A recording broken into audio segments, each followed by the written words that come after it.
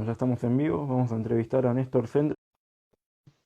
Así que un placer entrevistarlo, yo lo tuve como profesor de Radio Uno en la universidad cuando cursaba, así que es un placer tenerlo acá. Hola Néstor, ¿cómo estás? Hola Nico, ¿cómo andás? Bien, todo tranquilo. ¿Cómo venís pasando la cuarentena? Bien, acá nos vinimos a la terraza para disfrutar un poco. Ahora después les muestro un poco también la vista que se tiene desde acá a la plaza, que es una manera Dale. privilegiada de vivir esta cuarentena, ¿no? Siempre manifiesto eso, ¿no? Ahí está la gran diferencia. Sí. ¿Querés mostrarla ahora? Sí, espera, porque antes que me quede sin... Mirá, a ver, A ver cómo se ve. ¿se ve ahí Mirá, la plaza? sí, muy lindo. La verdad que sí. Bueno, es raro también ver una plaza vacía. Sí, eso también, si bien está cerrada, ¿ves? Sí, Ahí podemos observar desde aquí, por sí, eso siempre uno sostiene que esto es un privilegio, ¿no? Poder sí, la hacerlo. verdad que sí. Ahí dice algún amigo dice saludo desde Urquiza, así que bueno, en Urquiza, Sí, en Parque oh, Chas estamos. sí, Quien así está que, por Urquiza sabe que esta es la Plaza Capitán Sarmiento, ¿no? Que tiene que ver sí, con el hijo de Domingo Faustino Sarmiento. sí. Así que, la verdad que, bueno, muy lindo el lugar también poder disfrutar esa vista y, bueno, es raro, justamente te decía ver la plaza vacía y te estás animando a estar bueno, con este frío en la terraza. ¿Cómo es Sí, animarse a sí, eso? lo que pasa es que más que animarme es encontrar un lugar, aprovechar que Sí, todavía tenemos luz, porque también estamos conviviendo con el resto de la familia, nos ha tocado sí, esto por suerte, por un lado, porque podemos disfrutar a la nieta, estoy con mi hija, mi yerno, con sí, mi señora, eh, mi suegra también, a mis viejos también los veo porque les tengo que dar una inyección sí, para un anticoagulante a mi viejo, así que con los cuidados del caso, pero también tengo que ir hasta allí, que son 7 cuadras de donde sí. estoy, así que por lo tanto, bien, todo bien. Bueno, lo bueno es que estás ahí acompañado y no estás pasando una cuarentena solo, que hubiese sido más difícil todavía.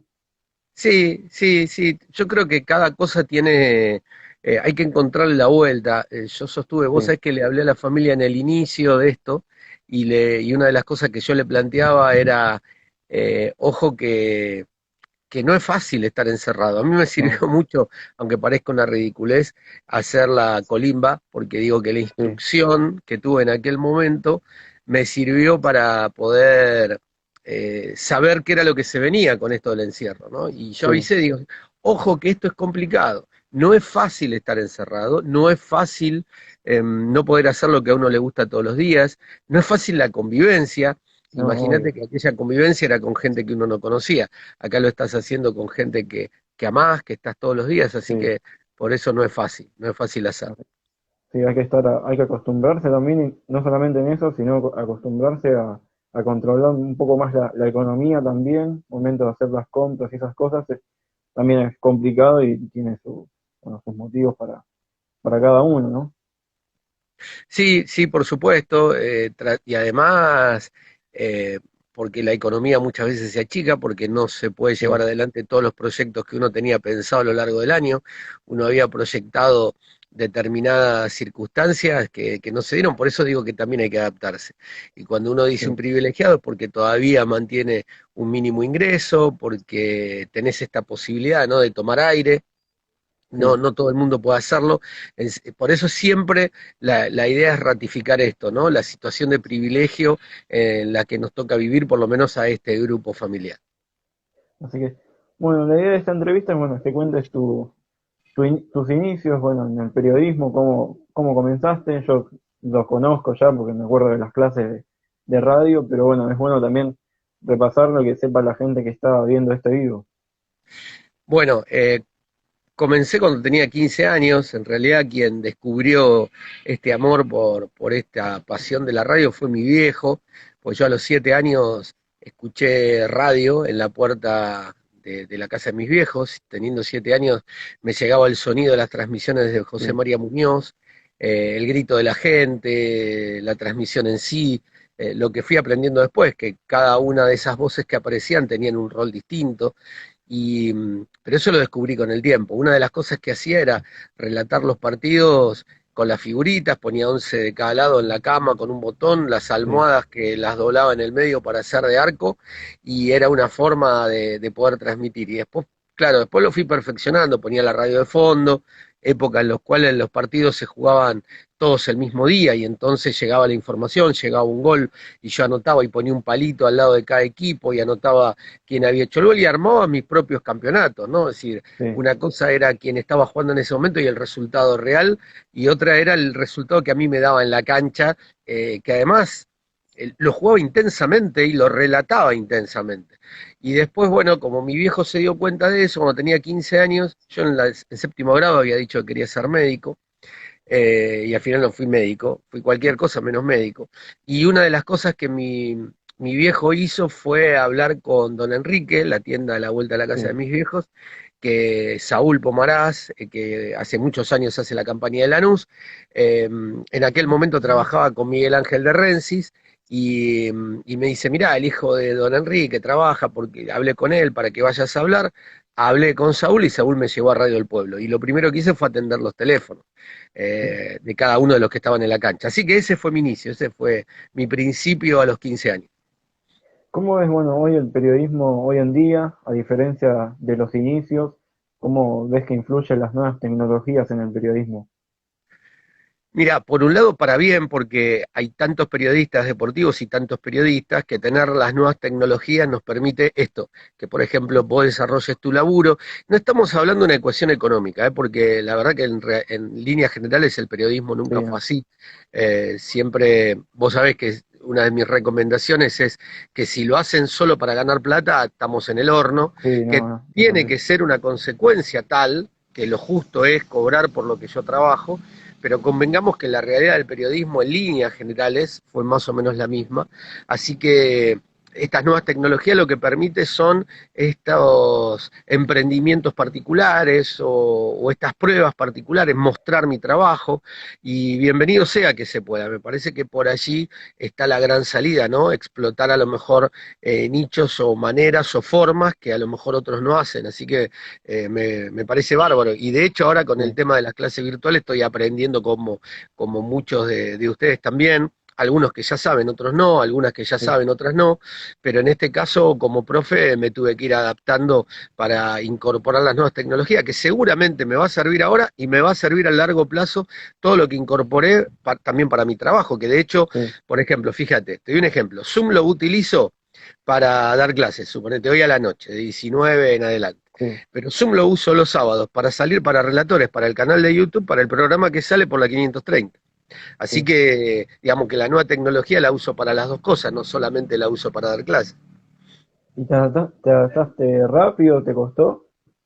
Mira, vos sabés que a mí me gusta el tema de andar por internet, me gusta el uso de las redes sociales, con lo cual me costó un poquito, pero me adapté. Sí, Me doy cuenta que me falta muchísimo, hay cosas que desconozco, que también tengo que aprender, ¿no? Lo que hablábamos recién, por ejemplo, decía, vos me invitás por la primera vez que hago una entrevista por Instagram, y justamente sí, hablaba con Sebastián Amica, que Seba, otro profe de la UNDAP, del cual somos sí, lo compañeros en conozco. Radio 1, está haciendo algunas charlas, y justamente a él le estaba preguntando esto, porque sería un buen recurso para algunas cosas que tenía ganas de hacer, así que me viene bárbaro. Sí, la verdad que, bueno, esto de los vivos de Instagram está bueno porque, bueno, vos podés hacer la entrevista, son dos personas nada más, pero la verdad que está bueno. Y la pregunta, bueno, que te iba a hacer era justamente, ¿cómo es esto de ser profesor, de llevar lo que vos aprendiste, ¿no? En el periodismo y enseñárselos a otras personas? ¿Qué es lo que te deja también a vos? Lo descubrí gracias a Eduardo Aliberti, que en su momento me planteó dar un seminario de periodismo deportivo en Sí, radio, en Éter, ya hace muchos años, y ahí descubrí esa beta. La verdad que y a partir de ahí me fui perfeccionando, me fui capacitando, y después aparecieron las otras oportunidades de dar periodismo deportivo en Tecnicaturas, incluso también en Éter cuando apareció periodismo Sí, deportivo, y después haber llegado a la UAI, haberlo conocido allí a Daniel Escribano, que me diera la oportunidad de sumarme a la UNDAB, de haber concursado el lugar como profe también allí en la UNDAB, es decir, que sí, fue como un camino, como un recorrido que me fue llevando y además también me sirvió para probar qué me gustaba dar y qué no me gustaba dar, ¿no? Es decir, porque sí, uno puede ser profe de distintas materias dentro de esto y una cosa es dar radio y como abogado poder dar derecho a la comunicación y darme cuenta que amo mucho más dar radio que dar derecho a la comunicación. No es que no lo sí, sepa, no es que no esté a mi alcance, pero me gusta mucho más dar esto, me apasiona más dar radio eh, o dar fútbol como daba en periodismo sí. deportivo, pero insisto, si vos me das a elegir, dame radio, me quedo por ese lado. Bueno, siempre fuiste un periodista de radio, bueno, sos una persona que, yo me acuerdo en las clases nos enseñaste mucho con el tema de radio, a mí me costó un poco al principio, después me fui adaptando y soltando con las otras materias de radio también, pero bueno, la verdad es que la materia es buena y qué es lo que tiene la radio, ¿no? Para vos y qué experiencia tenés, bueno, justamente en radio.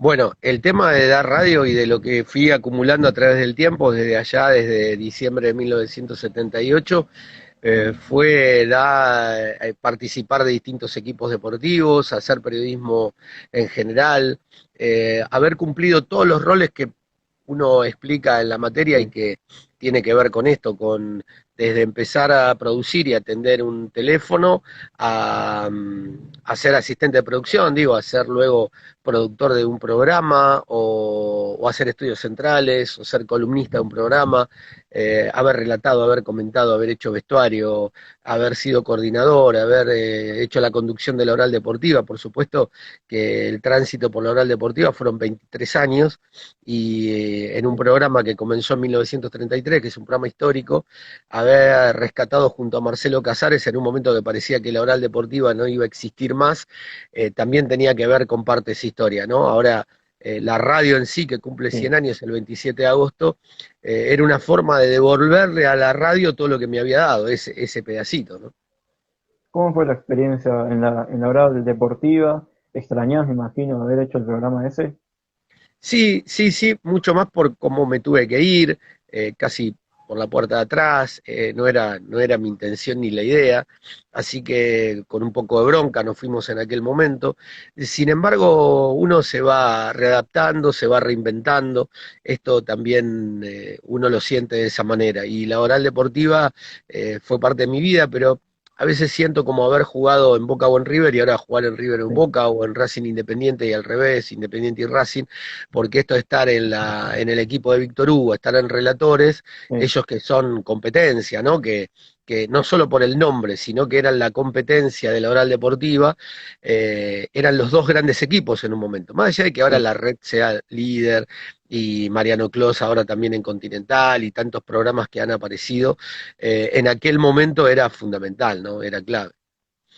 Bueno, cómo es trabajar con Víctor Hugo y cómo surge la idea de relatores, de sumarte ahí? Mira, eso surgió, bueno, primero con Víctor Hugo, haber Sí, confirmado todo lo que me habían contado respecto a él, porque una cosa es que te lo cuenten, otra cosa es sí, haberlo conocido, tratarlo, charlar con él, y otra cosa es que vos seas parte del mismo equipo. Y ahí es donde vos confirmás todas aquellas historias que te sí, habían contado, ¿no? Un tipo que trabaja para relatores sin cobrar un solo peso, que pone su imagen, que pone su voz, su trabajo para la cooperativa, porque en realidad no lo está haciendo por ese grupo que lo acompañó durante tantos años. En este sí, caso, por ejemplo, eh, haberme sumado tiene que ver con una chance que tuve gracias a Arcapalo, que estábamos en el subte, charlamos, y dice, ¿por qué no la llamás a Fabiana Segovia? Que es quien maneja estas cosas y que seguramente va sí, a definir si está la posibilidad o no, porque sé que están buscando algún comentarista. Hablé con Fabiana y ellos tienen una mesa chica de la cooperativa porque verdaderamente funciona como una sí. cooperativa. Me llamaron y empecé a trabajar, así que ya desde octubre del 2018 que estoy trabajando con ellos, así que estoy feliz, feliz de pertenecer. Es como haber encontrado tu lugar en el mundo, ¿no? Yo siempre digo que la Oral Deportiva fue haber cumplido mi sueño, pero trabajar en Sí, un equipo como relatores, no por menospreciar aquellos equipos que trabajé en la Oral Deportiva y en Radio Rivadavia, sino que cuando hay una mancomunión, cuando hay una ideología, una idea detrás de sí, lo que se hace y que coincidís con esa idea, termina, porque a veces no siempre coincidís, y en sí, este no, caso obvio. uno coincide con esa idea. Y cómo, bueno, ahora vi el otro día que subiste que se suma a Radio Provincia, ¿cómo es esto? Bueno, forma parte también de una estrategia el tema de sumar a, que nos hayan sumado a Radio Provincia, esto de ir Sí, buscando como socios de este proyecto de relatores, por eso también se había anunciado lo de Radio Nacional, lo que ocurre que como vino la cuarentena y no hubo partidos de fútbol, en el caso de Nacional era exclusivamente con sí, las transmisiones de los partidos de fútbol. Así que forma parte de eso, de tener una amplitud en algún, por ejemplo, durante un año hubo un acuerdo con Infobae, en otro momento hubo un acuerdo con AM750, nosotros estamos por ahora en la 530 en sí. Radio Madres, así que está el propio canal de YouTube. Si ustedes los sábados siguen los programas, saben que se puede ver a través del canal de YouTube de Relatores y fundamentalmente la app, ¿no? La aplicación de Sí, Relatores, la aplicación esa de es la radio. que tiene mayor crecimiento porque hablando de las nuevas tecnologías, ¿no? Cómo surgió Relatores, surgió en la búsqueda de ese equipo que se había quedado sin trabajo, Sí, pensaron qué hacer y ya hace más de 3 años que han construido relatores. Fíjate cómo usaron, cómo se sí. anticiparon al uso de las nuevas tecnologías, porque hoy es común, ¿no? Decir, me bajo una aplicación, escucho a través de la app, pero en el momento que se armó relatores hace 3 años, no tenía tanto impulso como el que se tiene ahora. No, hoy es diferente también con el uso, bueno, justamente de las nuevas tecnologías también ayuda bastante. ¿Y cómo es tu relación con Víctor Hugo? ¿Qué anécdotas tenés con él para contar?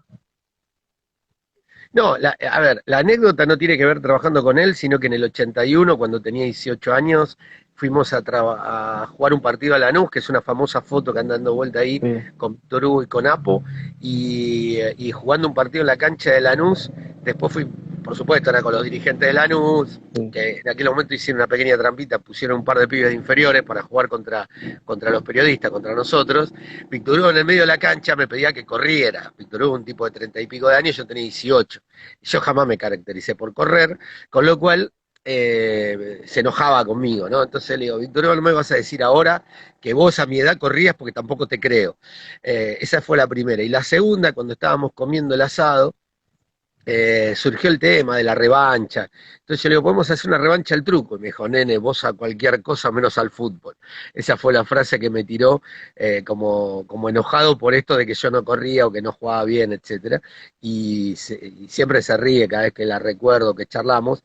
Y después con el tiempo, cuando le hicimos el homenaje en Éter por los 50 sí, años de Víctor Hugo relatando, nos volvimos a sacar una foto años, bastantes años después, los tres, ¿no? En el pasillo de Éter con Apu y sí, con Víctor Hugo.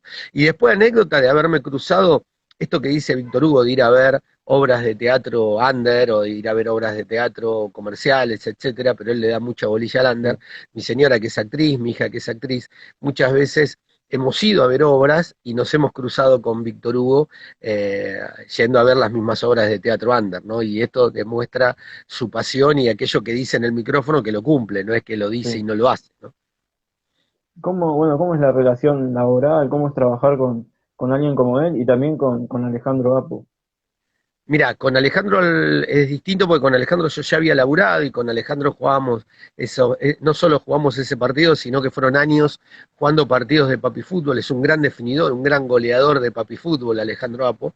Eh, con lo cual con Alejo tuvimos muchas charlas, él era muy amigo de Saúl Pomarás, de Ricardo Sí, Ciocia, yo tuve el privilegio de poder participar en ese grupo e insisto con estas referencias porque estamos hablando de cuestiones personales sí, que me preguntás si transitan por ahí, pero Alejo es ese tipo que tiene mucho principio, que si no le gusta algo se va, y por eso digo, disfruto mucho de trabajar con ambos, ¿no? Porque además como que instalaron esa dupla nosotros la habíamos hecho con Caimi en el ascenso, en sí. Rivadavia, pero esta dupla tan fuerte, tan histórica de trabajo de los dos, evidentemente son referentes, ¿no? Para mucha gente y tengo la suerte de poder disfrutarlo.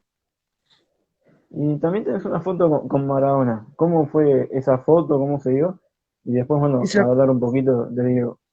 sí, esa foto fue en el año 81, en febrero, antes de que pasara Boca. Fuimos al entrenamiento con Saúl Pomarás. Hago mucha referencia a Saúl porque en Sí, aquella época estaba permanentemente con él, laburamos mucho tiempo juntos y hacíamos coberturas, íbamos a transmitir, por ejemplo, a argentinos, eh, y entonces a lo mejor él relataba porque él quería practicar relato y en mi caso practicaba comentario, sí. estudios centrales, etcétera, y entonces íbamos a hacer entrevistas, y en esas entrevistas fuimos a un entrenamiento a argentinos. Y como entramos a la cancha, aproveché para pedirle a Diego, es una famosa foto de las viejas Polaroid Sí. instantáneas. Esta es la gran diferencia, ¿no? Que cuando se ve la foto tiene que ver con eso. Lo mismo la foto de Víctor Hugo con Apo. Yo creo que si no hubiese tenido esas cámaras instantáneas no lo hubiese hecho porque no estamos hablando de épocas como ahora que vos sacás el celular y te sacás una Sí, foto con cualquiera.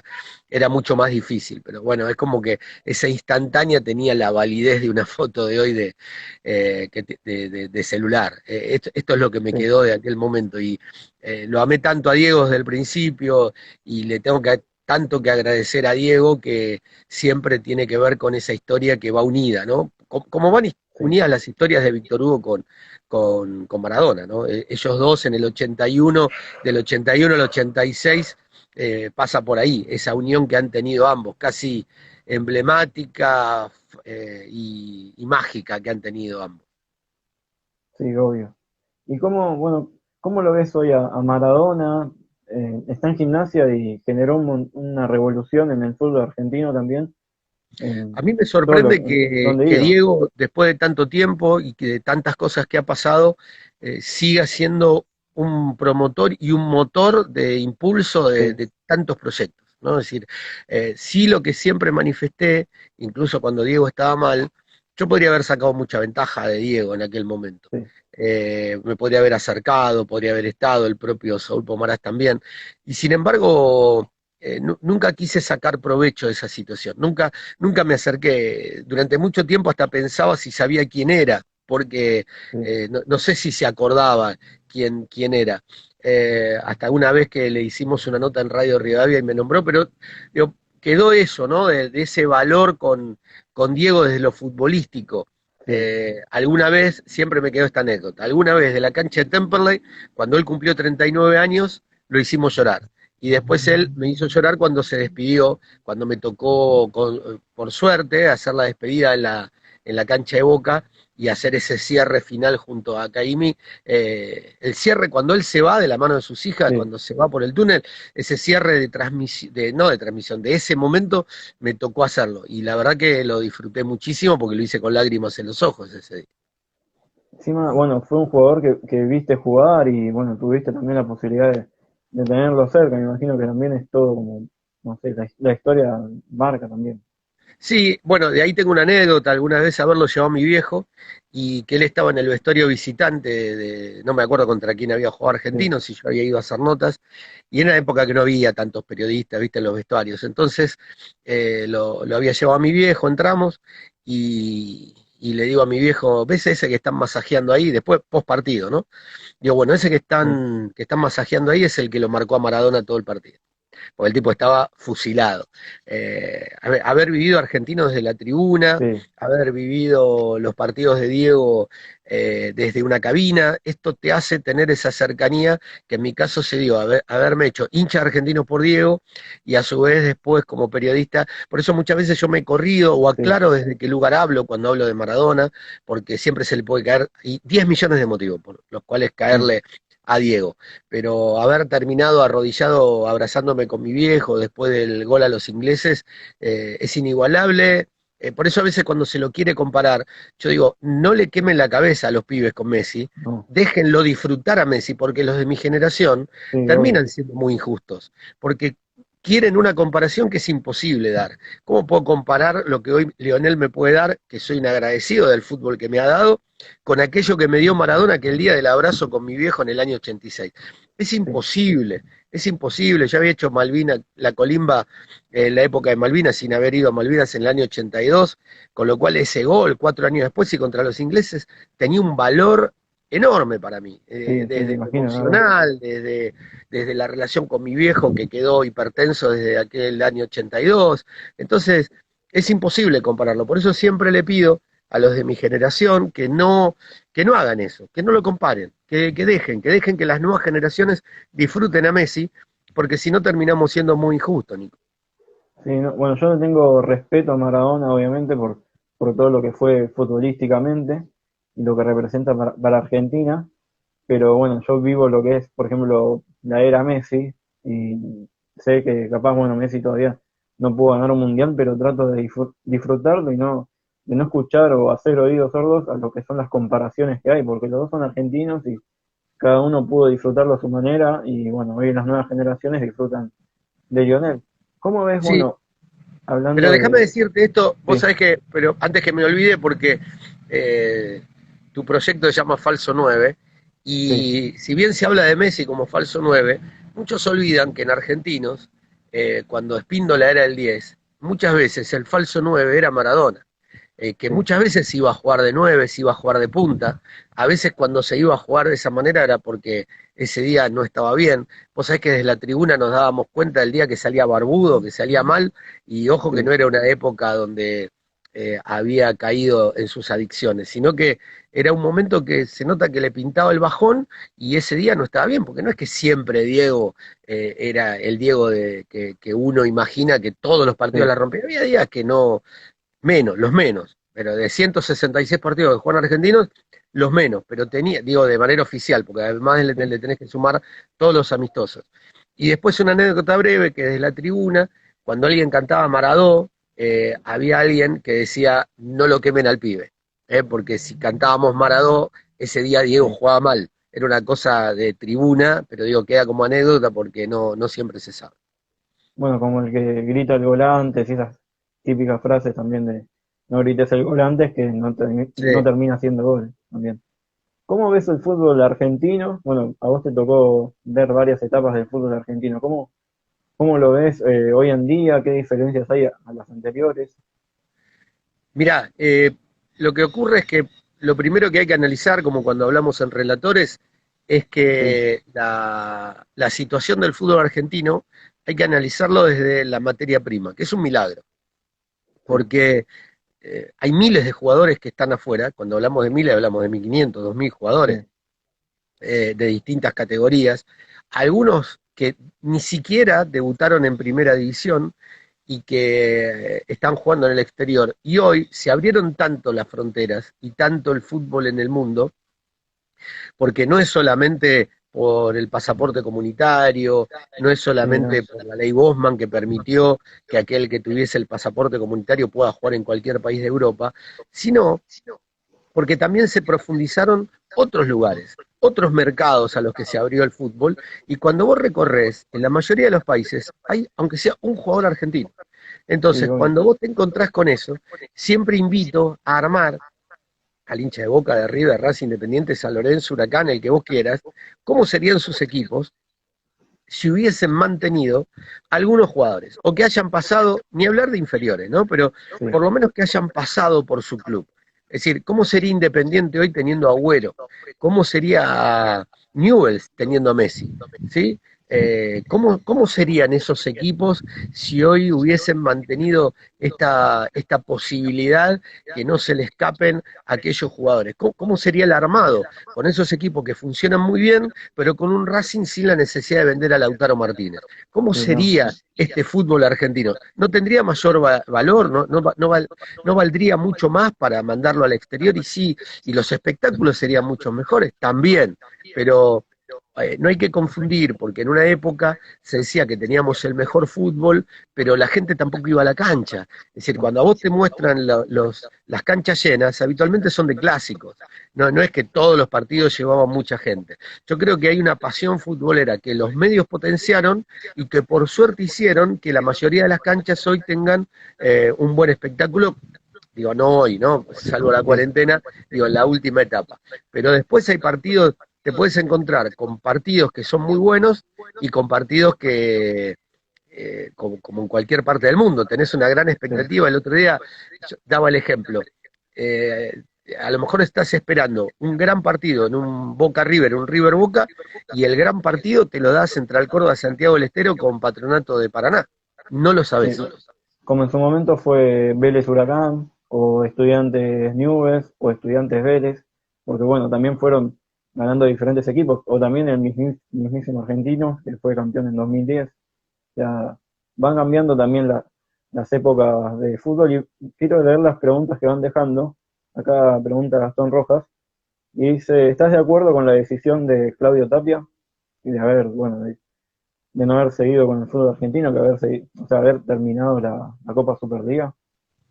Sí, fue una presión, bueno, el hecho de terminar el campeonato creo que se podría haber esperado, pero como hay que tomar decisiones respecto a los planteles, me parece que fue una movida de los dirigentes, de margen, un abrazo para Gastón, Sí, eh, fue una decisión de los dirigentes para primerear a los jugadores de fútbol, por esto de los contratos, ¿no? Porque es una manera de haber terminado el campeonato con la especulación de cuántos contratos se terminan el 30 de junio. El otro día hablábamos con el presidente argentino, con Malaspina, y él nos decía que no era el caso de Argentinos porque eran pocos los contratos que terminaban el 30 de junio. sí. Los podía contar rápidamente. Lo que pasa que sí, hay instituciones que esto lo aprovechan, y mucho más los del ascenso, ¿no? Me parece que por ahí se manejó por ese lado para sacarse una gran carga de encima y apostando a ver si pueden jugar con los juveniles. Me parece que lo primerearon agremiados en eso. Acá hay otra pregunta también que dejó Gastón, que fue, ¿Gallardo es más que Bianchi? No, no, no, no. Yo creo que son los dos, en este caso, a veces te ponen contra la pared para ver cuál es mejor de los dos, cosa que ha Sí, hecho preguntando. Lo que ocurre es que me parece, primero que Bianchi no está dirigiendo más como para compararlo ahora, sí, no. y segundo que me parece que los dos bueno, Gallardo todavía tiene tiempo de seguir dejando cosas en River y en el fútbol. Eh, lo que pasa que ahí la diferencia podría estar si Gallardo logra ser el técnico de la selección argentina, por ejemplo. Sí, Porque es un técnico joven todavía, tiene tiempo, tiene chance, y quizás ahí podría demostrar algo más que en su propio club. A mí me parece que están al mismo nivel lo que han ganado, las cosas que han conquistado, los lugares que han tenido. Me parece que Bianchi, lo que pasa es que Bianchi también lo pudo demostrar en Vélez, ¿no? sí. En el caso de Gallardo, quizás en Nacional de Montevideo un poco, pero Bianchi tuvo la posibilidad de hacerlo en Vélez y hacerlo en Boca. Llegó con dos equipos. A Gallardo, en todo caso, le faltaría otro equipo del fútbol argentino, al margen de River, para ver si podría desarrollar el mismo concepto. Después puede pasar por un gusto futbolero, ¿no? Porque Boca jugaba muy bien, en un equipo ordenado y el fútbol te lo da Riquelme. En el caso de River me parece que lo que te puede mostrar es una amplitud, un volumen de juego más importante que aquel que tenía Boca, pero no Sí. sé, creo que habría que rescatar a los dos.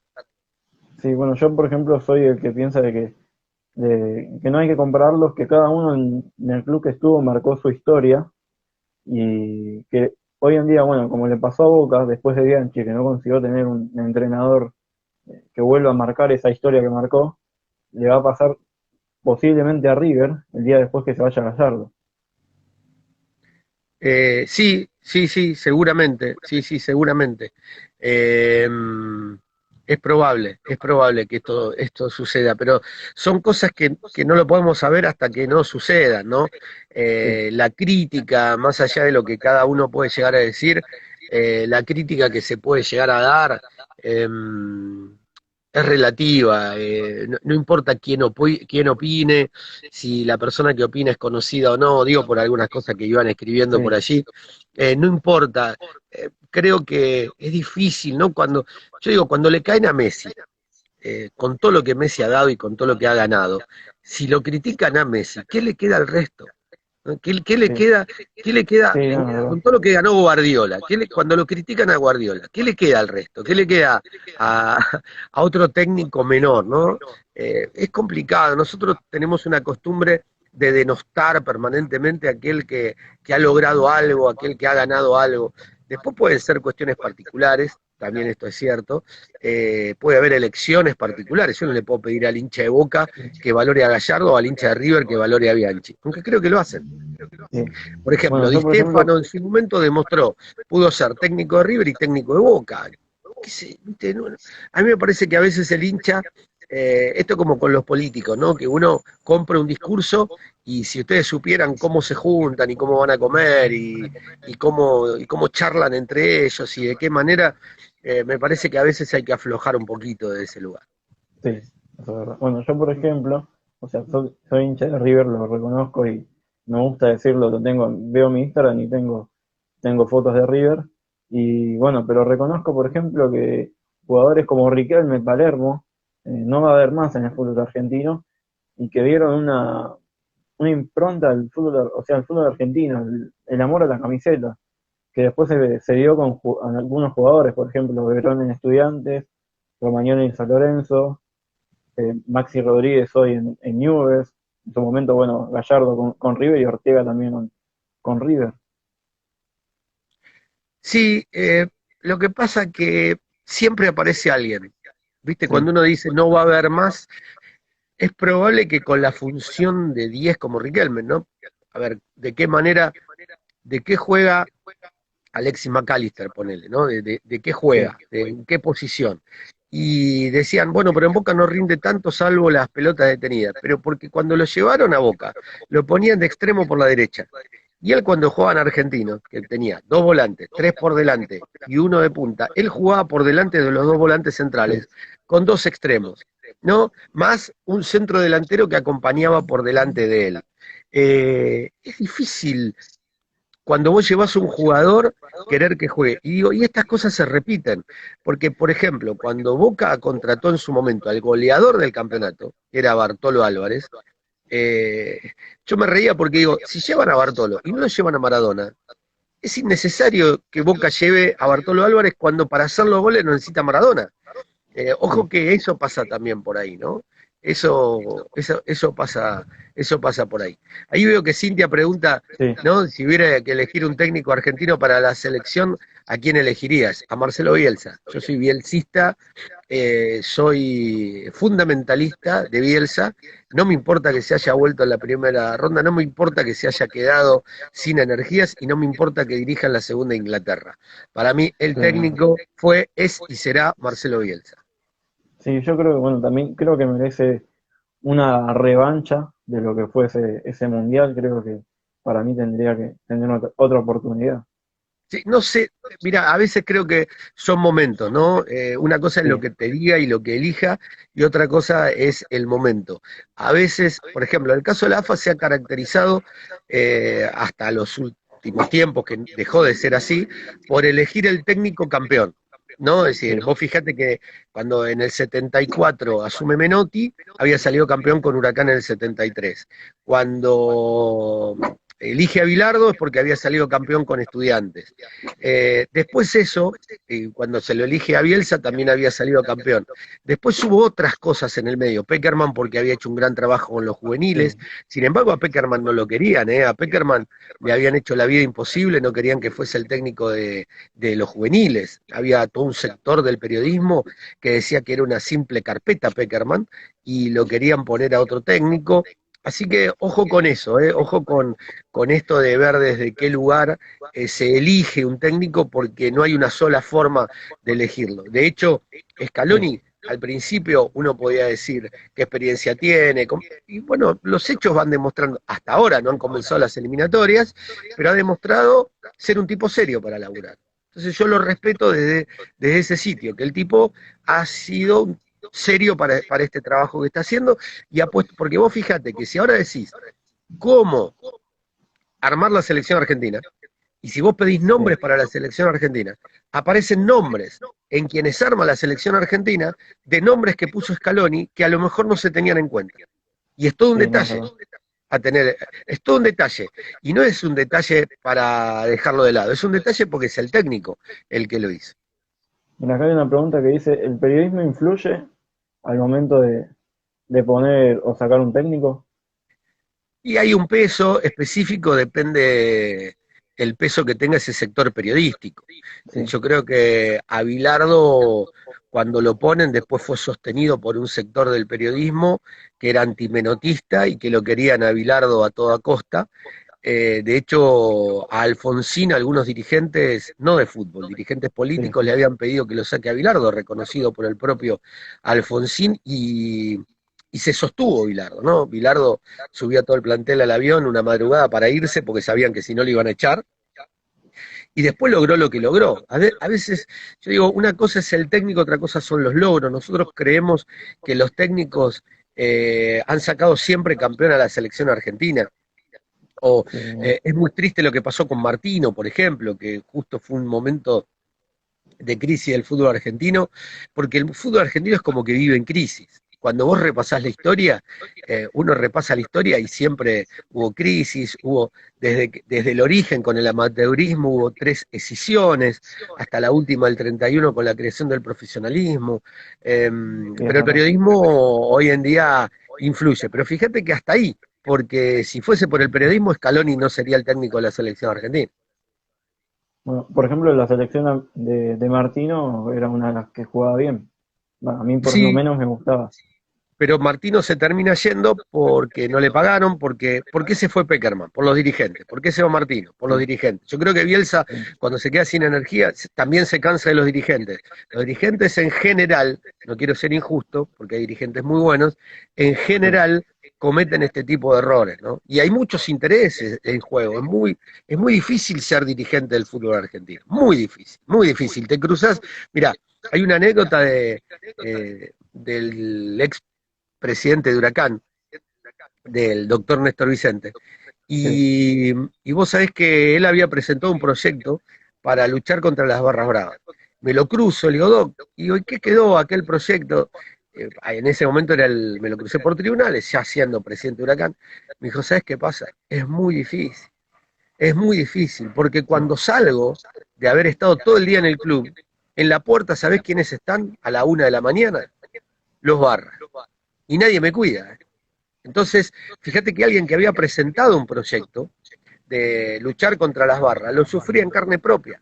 Y podríamos dar mil ejemplos de esto. Así que ser dirigente del fútbol argentino es muy difícil. Entonces, sí, tomar decisiones, nadie los obliga, porque nadie los obliga, pero es muy difícil. No es que sea fácil. Uno le cae permanentemente a los dirigentes por la toma de decisiones, porque para eso están. Porque si eligieron, si vos elegiste, después te tenés que bancar las buenas y las malas. Y cuando sí, es toman verdad. decisiones como esta como las que han tomado en el último tiempo para perjudicar a los jugadores y agremiados, porque para mí fue así, eh, que los que primerearon agremiados, algo muy difícil hacerlo con agremiados y con Sí, Marchi, pero sí, con lograron Martín. hacerlo, terminó pasando eso. ¿Vos creés que puede llegar a volver al fútbol más adelante, en septiembre, como se habla? Mira, el doctor Pedro Can, que es el especialista más cercano al gobierno y que en este caso opinó sobre el fútbol y que también es consultado de manera permanente, él dice que en las condiciones normales no se puede volver hasta diciembre. Quizás con un cierto protocolo se puede en septiembre. Como no entiendo y no soy especialista, no me Sí. meto. Simplemente reitero aquello que dijo un especialista. Sí, bueno, más que nada porque ahora, por ejemplo, la Bundesliga en Alemania vuelve ahora, supuestamente el 16 de mayo, ya vuelve a rodar la pelota. Con otro En tipo, España, sí, ojo, con otro tipo de estadios, con otro tipo de ah, vestuarios, sí, sí, sí. con otro tipo, no sé si se volverá con público, pero estamos No, sin hablando público. de vestuarios y estadios completamente distintos. Es decir, que acá habría que ver en qué estadio podés llegar a hacer eso y en cuál no. Entonces terminaría siendo injusto que se volviera si no todos pueden hacerlo. Y además supuestamente con test que se hacen de manera genérica. Entonces Sí, acá, para volver, tendrías que hacerle test a todo el mundo estoy hablando de los jugadores y todas las personas que podrían participar del operativo. Y la pregunta ¿es justo cuando a lo mejor todavía no hay test para todo el mundo y para aquellas personas que a lo mejor lo podrían llegar a necesitar? Salvo que esto último que ha pasado aquí en la Argentina respecto a Sí. los test se pueda multiplicar rápidamente y se pueda hacer por miles y miles y entonces será otra historia. Mira, antes de cerrar, te voy a hacer un ping-pong. Primero te hago unas dos preguntas más y después te hago un ping-pong. Y te doy también para que vayas pensando un once ideal que armarías de futbolistas que hayas visto. Así lo vas pensando. Ahora decís, Sí, no, o no, sea, yo te lo, que lo no, no vayas te lo, pensando. no, no, no, yo no tengo problema a veces porque uno termina siendo injusto. Hoy te digo un Sí, equipo y capaz que hace un año dije otro y dentro de un año digo otro porque a veces hay nombres que te aparecen, no es que lo tengo grabado sí, a fuego, pero sí de lo que pude ver, si hablamos de fútbol argentino, olvídate sí, olvídate de sí, otro fútbol, que a lo mejor uno tuvo la posibilidad de ver algunas selecciones en vivo, etcétera, o de algunos jugadores. A ver, por ejemplo, yo en una selección lo tendría por un millón de cosas a Francescoli, sí, pero digo, dejémoslo de lado que Enzo es uruguayo, pero o lo pondría a Julio Meléndez, sí, que era un marcador central de Boca que jugaba de manera increíble, y así podría seguirte o al pibe Valderrama, que tuve la suerte de verlo en la cancha un par de veces, jugando para la selección de Colombia. Eh, Así que bueno, sacando eso, por ejemplo, también tiene que ver con época, porque por ejemplo, yo sí, te voy a elegir a Filiol como arquero, pero no sé Filiol, el Filiol con las nuevas reglamentaciones, esto es, que no podía tomar la pelota con la mano, jugar más con el pie. El Pato no se sí, caracterizaba tanto por jugar mejor con el pie. Entonces, eh, ahí quizás vos decís, bueno, era más Gatti para ese tipo de cosas que el Pato, porque Gatti en su mejor momento era un arquero enorme, pero también lo fue el Mono Navarro Montoya y sí, también vi a un Gran Islas, ¿no? También, entonces también lo podría rescatar a Luis como, no solo por haber laburado con él, sino por haberlo visto atajar, que vos decís, bueno, esas pelotas increíbles, pero lo que pasa es que a Filiol lo he visto sacar cosas que vos decís, cómo hizo ese tipo para sacar esa pelota? Pero si lo están fusilando prácticamente al lado de la línea y el tipo sacaba esa pelota increíble. Ahora, si después vos ves el gol de Diego, que lo va haciendo arrastrar un viernes por la noche en la cancha de Boca y lo termina gateando, vos decís, che, pará, ¿estás eligiendo este arquero? Por eso digo que todo es relativo. Me guío como esto que dijiste, ¿no? ¿Qué jugador terminaste viendo? Creo que lo de Zanetti como lateral derecho sí, me parece una cosa fantástica, increíble, enorme, un jugador que puede haber otros en su puesto, pero me parece que lo que hacía Pupi era, no sé si inigualable, digo, pero el tipo se proyectaba y volvía a la misma velocidad para marcar y además tenía marca. Es decir, sí, porque lo difícil es poder combinar este tipo de cosas. Una de las mejores duplas que vi, a mí me gustaba mucho, por ejemplo, la de Villaverde y Trocero, por ejemplo, me gustaban, pero también me gustaba Holguín y Pavoni en Argentinos porque jugaron fantástico. Eh, pero también, por ejemplo, haber visto a Mouso en Boca. Mouso sí, era un jugador enorme, y también podría rescatarte haberlos visto juntos, pero quizás en la última etapa de Perfumo y la mejor etapa de Pasarela. Pero esa dupla de Perfumo con Pasarela se entendían tan bien, iban tan bien, se soltaba uno, relevaba el otro. A mí me parece que si yo pongo Zanetti Perfumo, quizás más para los que lo vieron más en Racing, ese Perfumo de Racing que yo no tuve la suerte de verlo tanto, Pasarela, y de número 3 yo no lo vi jugar a Marzolini, no tuve la suerte de, a ver, tengo mínimas referencias, ¿no? Cuando digo no sí, verlo jugar es no verlo en la cancha. Eh, Quizás lo que vi, por ejemplo, pues, si yo te tengo que elegir ahora, te voy a elegir a Elías Gómez. Pero, por ejemplo, el Chivo Pavoni era un fenómeno jugando de lateral por la izquierda. Y llegué a ver algunos partidos de Pavoni. Y Sorín como lateral izquierdo también bien, estaba. marcando esa diferencia. Pero Tarantini, cuando jugó de 3 en la selección argentina, lo que le aportó a aquel equipo del 78 fue fundamental. Entonces quizás me quedaría con eso, ¿no? Zanetti, Perfumo, Passarelli, Tarantini, me quedaría con esa línea de fondo con Filiol como arquero. El 8 es Ujú, Brindisi.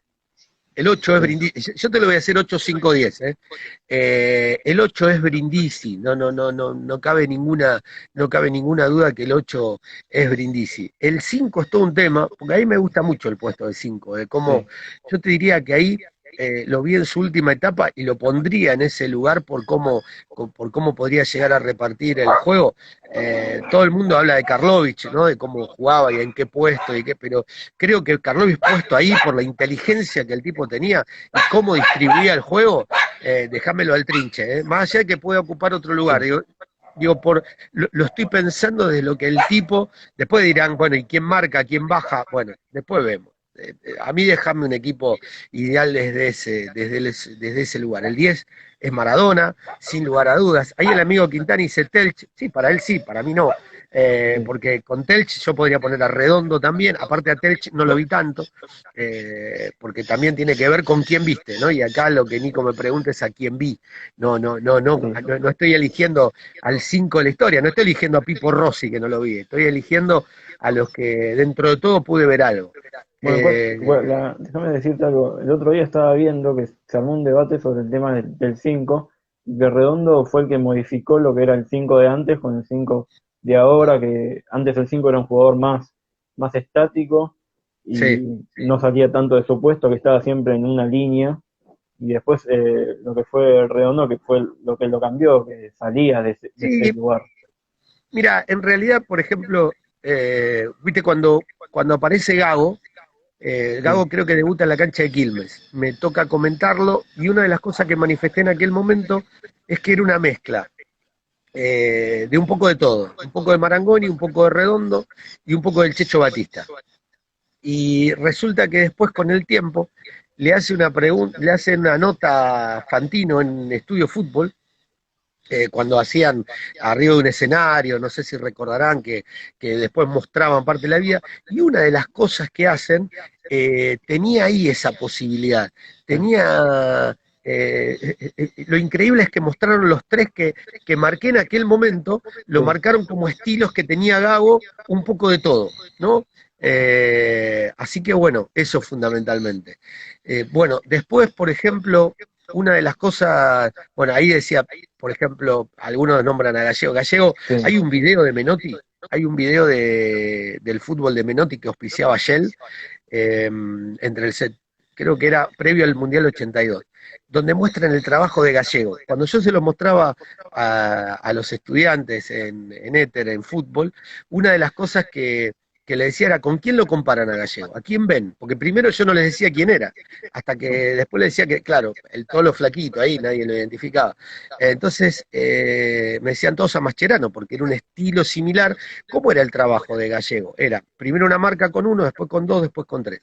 Bueno, yo podría elegir a Batista, el Batista, el Checho Batista del Sí, 85, 86, 84, 85, 86. El Checho, y no solo por ser vecino, era un fenómeno jugando de 5, porque también tenía marca, porque tenía, de hecho, el gol en la cancha de River para que Argentino salga campeón contra Vélez, lo hace él. El Checho tenía mucha personalidad, a pesar de haber sido uno de los que marró uno de los penales en la final contra la Juve. El Checho tenía mucha presencia en la mitad de la cancha. Pero bueno, déjame transitar sí, por ese camino, ¿no? De lo de Brindisi, Caló y Maradona, quedarme con Diego como 10. Y acá hay un punto, porque para mí el mejor 7 es Houseman. Pero ¿qué pasa? sí, Para ponerlo a Messi, yo lo tengo que poner como extremo derecho, no lo puedo poner como 9. El tema es a quién pones como 9, porque lo podría poner a... vos fíjate que si yo tuviese que elegir un 10, yo lo vi a Bocini, lo vi a también es Valencia, verdad. lo pude ver a Riquelme, lo vi al Beto Alonso, lo vi a Julio Villa, Julio Ricardo Villa, era fantástico cómo jugaba. Entonces, hablando de los números 10, también es difícil a dónde lo pones, ¿no? Porque quizás yo pongo a un 10 y lo pongo a Maradona de 9 y a Messi de 7. Esa también sería una variante, ¿no? Es decir, bueno, lo pongo a ver, vamos a rearmarlo. Déjame Sí, poner a Bocini de 10, lo pongo a Messi de 7, lo pongo a Maradona de 9 y a Kempes de 11. Entonces lo tengo a Bocini, a Messi, a Maradona y a Kempes, ¿sí? Y a Brindisi como estratega junto a Carlovi. Y que me vengan a jugar a ver quién me saca Sí. la pelota. No, ¿Tá? no, con ese equipo no, es imposible sacarle la pelota a ese equipo. Y después como, a ver, la mayoría va aportando nombres, un Sí, montón de nombres, un montón de sí, nombres. hay un No, lo montón. de Batista era lento, por favor, te lo pido. No, Por favor, por favor. No, no, no. Esto es como decirle a Riquelme que era lento. No, no, no. no, no, no. Hay que ser Tenía una tiempista visión. para las cosas. Sí, Hay que ser tiempista. Y en eso el Checho era único. No, no hace falta. Y eso que no tenía, el Checho reconoce con el tiempo, siendo técnico, que él participa como él tenía que probar a los arqueros, le empezó a pegar en los tiros libres. Y él dijo, si yo hubiese hecho este trabajo, fíjate, ¿no? Como los jugadores a sí, veces reconocen que no laburaron. Dice, si yo hubiese hecho este trabajo que hago yo con mis jugadores ahora, me decía el Checho, yo le hubiese pegado los tiros libres de manera fantástica. Pero el tema es que no probaba. Entonces, como no probaba, por eso cuando se dice que Messi mejoró los tiros libres gracias a Maradona, lo reconoce sí, el propio Messi. Y es cierto, Diego se quedaba, cuando terminaba los entrenamientos, una hora después pegándole y jugando a pegarle al travesaño.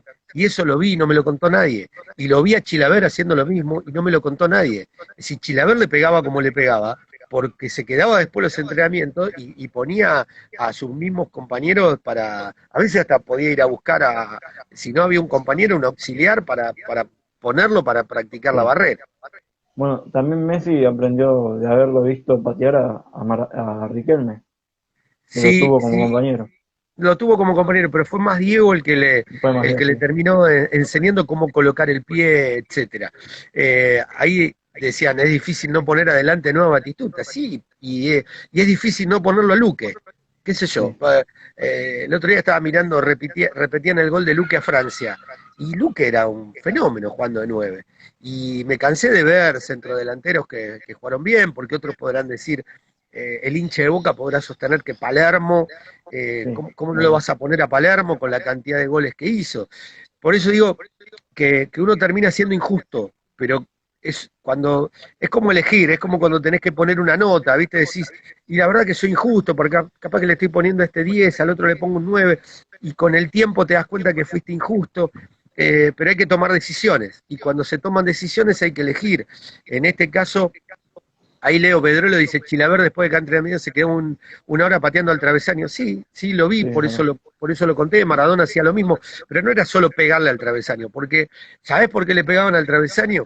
Porque era una manera de ganar justeza. Y esto Diego lo sí, hizo antes, ¿no? Eh, lo hizo antes, ponía varias pelotas en el borde del área grande y de ahí le iba pegando al travesaño porque es una manera de lograr justeza. Después fueron sí, es apareciendo verdad. otras cosas para poner, para practicar, ¿no? Pero bueno, nada, tiene que ver con esto. Digo con esto de ser injusto, porque uno si no tendría que poner a Alfredo Di Stéfano, tendría que poner a Pedernera, el 9 tendría que ser Ángel Labruna, uno tendría que poner al Charro Moreno, qué sé yo, si jugador de la máquina, uno tendría que poner a, no sé, a jugadores que han Sí, sí, transitado de manera permanente por el fútbol argentino, porque el 5 y el 5 a lo mejor para el hincha de Boca tiene que ser el hincha de Boca histórico, tendría que ser Ratín, y el hincha de Boca histórico no dejaría fuera a Rojitas, y el de Independiente querría que ponga también a Bertoni, que jugara Vicente de la Mata, y el de San Lorenzo me estaría pidiendo a todo el equipo de los Cara Sucia o de los Matadores para que también estén, o como me decía el amigo recién, a ponerlo a Telch, pero lo de Telch sí, también, por supuesto que era un gran jugador, pero no lo vi tanto, ¿no?